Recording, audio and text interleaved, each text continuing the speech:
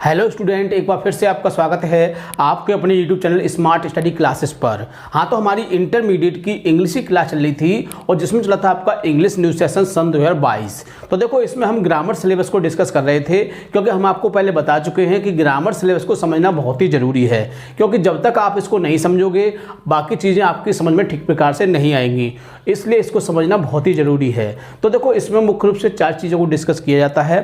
सबसे पहला होता है डायरेक्ट इनडायरेक्ट, दूसरा होता है आपका ट्रांसफॉर्मेशन, तीसरा होता है सिंथेसिस और चौथा होता है सिंटैक्स। तो देखो, 3 टॉपिक आपके समाप्त हो चुके हैं और इस समय आपका टॉपिक नंबर 4 चल रहा है सिंटैक्स। बहुत ही अच्छा टॉपिक है और इसमें बताया क्या जाता है, यानी इसका मतलब क्या होता है कि वाक्यों में कुछ गलतियां होती हैं, उनको शुद्ध करना होता है। तो कहा जाए कि वाक्यों को शुद्ध करना, तो बहुत ही अच्छा टॉपिक है। मैं मानता हूं कि इंटरमीडिएट में 2 नंबर का आता है, लेकिन ये टॉपिक इतना इम्पोर्टेंट है कि आने वाले समय में, यानी कि फ्यूचर में आप जितनी भी कंपटीशन को बीट कर दोगे उन सब में आपको ये देखने को मिलेगा। ठीक है, इसलिए आपको इसको समझना बहुत ही ज़रूरी है। ठीक है, और इस समय जो टॉपिक चल रहा है वो चल रहा है आपका, यानी कि सिंटैक्स ऑफ आर्टिकल, और इसका पार्ट हम तीसरा डिस्कस करेंगे, क्योंकि इसके 2 पार्ट हम आपको बता चुके हैं। काफ़ी लंबा टॉपिक था, इसलिए 3 पार्ट में कवर हुआ है। ठीक है, तो इस तीसरे पार्ट के माध्यम से ये जो पार्ट है आपका सिंटैक्स ऑफ आर्टिकल, ये समाप्त हो जाएगा।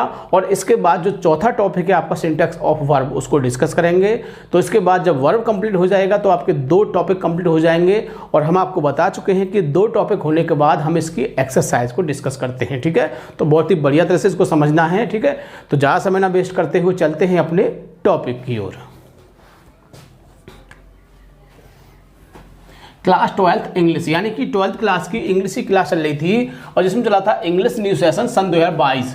तो देखो, हमने बताया था हम इसमें ग्रामर सिलेबस को डिस्कस कर रहे हैं और ग्रामर सिलेबस बहुत ही बढ़िया सिलेबस है। और इस समय जो टॉपिक चल रहा है वो चल रहा है आपका सिंटैक्स, यानी कहा जाए कि वाक्यों को शुद्ध करना। बहुत ही अच्छा टॉपिक है और इसमें हम आपके 4 टॉपिक कंप्लीट हो चुके हैं और 5वां टॉपिक इसमें चल रहा है आपका सिंटैक्स ऑफ आर्टिकल। क्या चल रहा है? सिंटैक्स ऑफ आर्टिकल, और इसका हम तीसरा पार्ट डिस्कस कर रहे हैं। तो कहा जाएगा कि ये टॉपिक भी आपका इस वीडियो के माध्यम से समाप्त हो जाएगा, और इसके बाद आपका जो अगला टॉपिक है सिंटैक्स ऑफ वर्ब, अगली वीडियो में हम उसको डिस्कस करेंगे। ठीक है, तो बहुत ही बढ़िया तरह समझना है। तो नोट में क्या लिखा है एक बार फिर से पढ़ लेते हैं, क्योंकि इसको पढ़ने से हमको ये आभास हो जाता है, यानी कि आप भी पढ़ोगे तो आपको भी होगा कि हमको करना क्या है। तो पूरी तरह से जो बात है वो समझ में आ जाती है। तो देख लेते हैं क्या है, यानी वाक्यों में कुछ गलतियां दी होती हैं, उन गलतियों को सही करना सिंटैक्स कहलाता है। तो समझ गए होंगे आप, यानी कि क्या होता है कि वाक्यों में कुछ गलतियां दी होती हैं, उनको सही करना सिंटैक्स कहलाता है। तो बाकी जो रूल रह गए इनको हम डिस्कस करेंगे, तो आपका जो टॉपिक है सिंटैक्स ऑफ आर्टिकल वो समाप्त हो जाएगा। तो देखिए, रूल नंबर 1 देख लेते हैं। इसमें नदियों, सागरों, महासागरों, पर्वतों तथा पहाड़ों के नाम से पहले दी का प्रयोग करते हैं। तो देखो, समझ गए होंगे कौन सी बात। नदियाँ कोई आती है, कोई सागर आता है, कोई महासागर आता है, कोई पर्वत आता है, कोई पहाड़ आ जाए, तो इससे पहले क्या लगाते हैं? दा लगाते हैं। तो इस बात को बहुत ही अच्छी तरह से याद रखना है, क्योंकि अक्सर एग्जाम में ये आ जाते हैं और हम नहीं समझ पाते हैं, तो फिर गलती हो जाती है। तो पहले रूल को समझना, फिर उसके बाद एग्जाम्पल को। तो एग्जाम्पल देख लेते हैं। Ganga is a Holi river of India. तो देखो, गंगा क्या है? गंगा हमारी एक नदी है, यानी कि नदी है। तो नदी है, तो हमने क्या बताया था कि नदियों के नाम से पहले क्या करते हैं? दा। तो क्या हो जाएगा ये?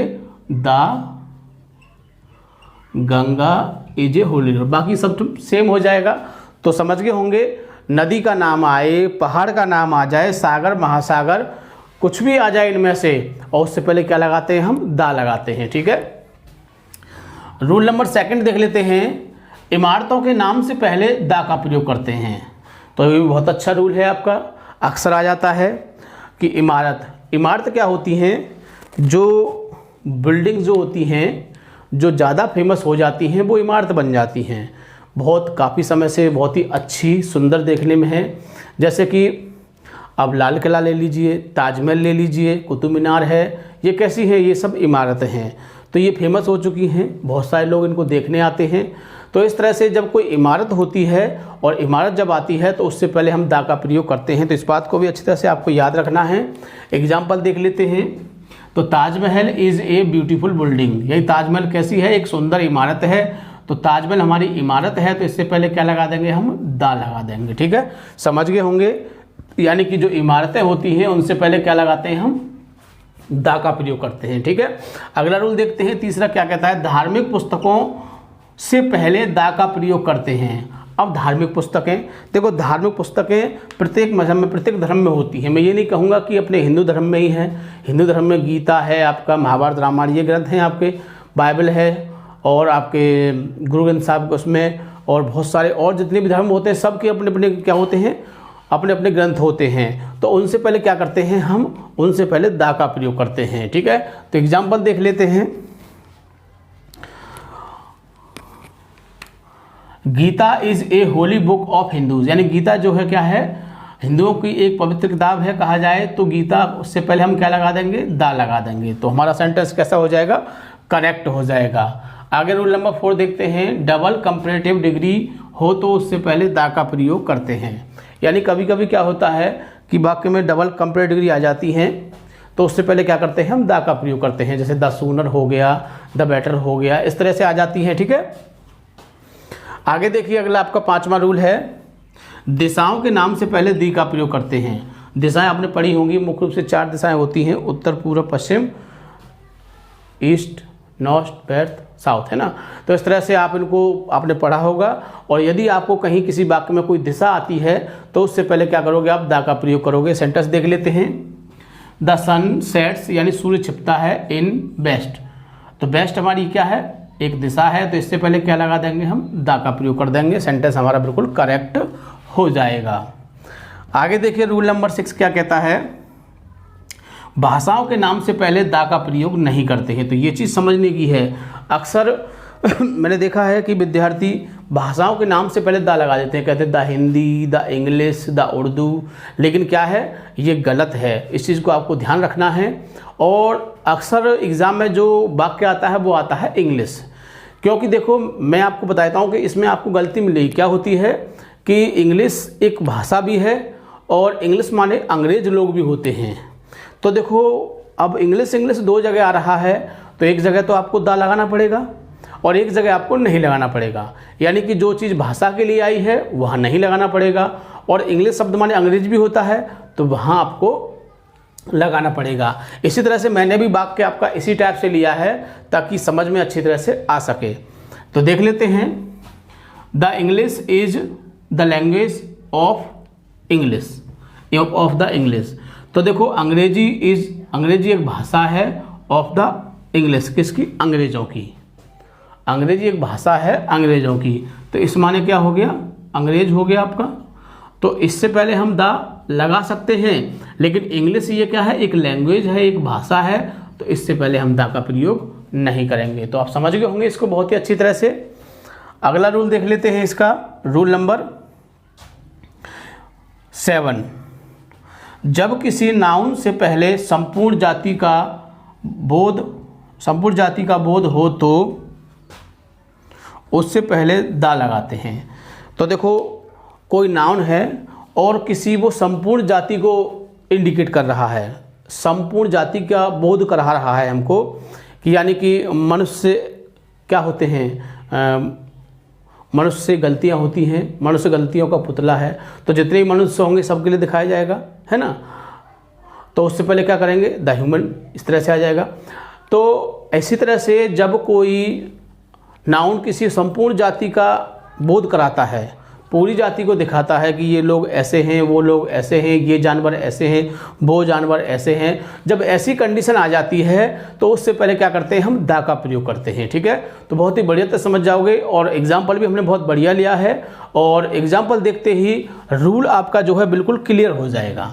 यानी कि आपके माइंड में बिल्कुल भी भ्रम नहीं रहेगा कि अब इस रूल को ये समझ में आया है या नहीं आया है। तो रूल के बेस पर हमने बताया था, जब किसी नाउन को संपूर्ण जाति, यानी नाउन है और वो संपूर्ण जाति का बोध करा रहा है, पूरी जाति का बोध करा रहा है, तो यानी कि डॉग फेथफुल, अब कुत्ते कैसे होते हैं, वफादार होते हैं, तो द डॉग लगाएंगे, क्योंकि ये जो बात कही गई है, जितने भी कुत्ते हैं, चाहे वो कहीं के भी कुत्ते ले लीजिए, मैं ये नहीं कह रहा कि इंडिया के ही हों या हमारे गांव के हों या तुम्हारे गांव के हों या शहर के हों, कहीं के जहाँ भी कुत्ते होंगे कैसे होंगे, वफादार होते हैं कुत्ते जो होते हैं, ठीक है।